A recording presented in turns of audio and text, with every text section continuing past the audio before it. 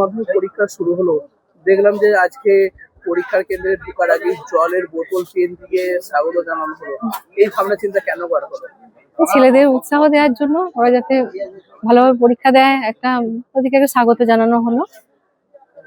এই বার্তা দেবেন আজকে আজকে ছাত্রছাত্রীদের? সকলকে বলবো ভালোভাবে পরীক্ষা দিয়ে আমার শাসপুর গ্রাম গ্রাম পঞ্চায়েতের অন্তর্গত যে আমাদের শাসপুর ডিএনএস ইনস্টিটিউশন যে স্কুলটি রয়েছেন ওটার মধ্যে যেন নাম আসে, ঠিক মতো যেন নাম বেরোয়। এই স্কুল থেকে প্রতি বছরই প্রায় থাকে কেউ না কেউ, আমি চাই। আজকে কি জানা আছে কতজন ছাত্রছাত্রী আছে এই স্কুলে?